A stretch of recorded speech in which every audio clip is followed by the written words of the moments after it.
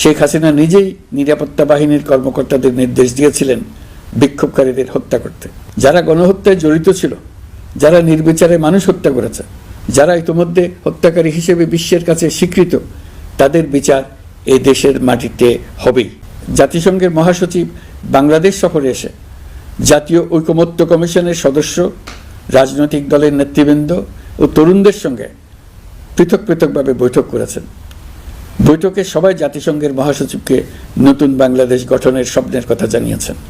আপনারা জানেন, পতিত স্বৈরাচারের নিপীড়নের বর্ণনা উঠে এসছে জাতিসংঘের মানবাধিকার বিষয়ক হাই কমিশনারের কার্যালয়ের রিপোর্টে।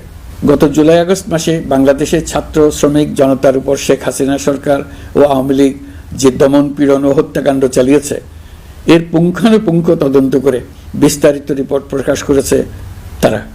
এই রিপোর্টে স্পষ্টভাবে উঠে এসছে যে দেশ দিয়েছিলেন বিক্ষোভকারীদের হত্যা করতে।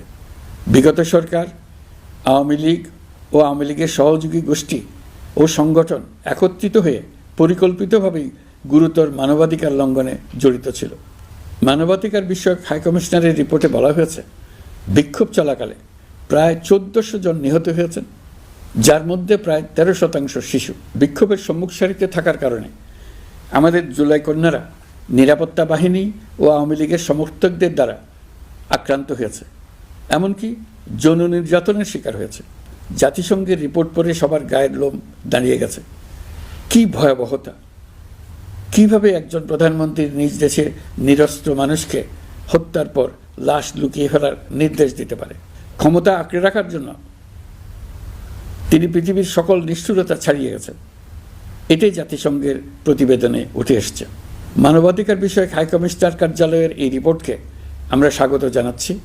প্রতিবেদনে যে সুপারিশ করা হয়েছে, অন্তর্বর্তী সরকার সেই সুপারিশগুলো গুরুত্বের সঙ্গে বিবেচনা করছে।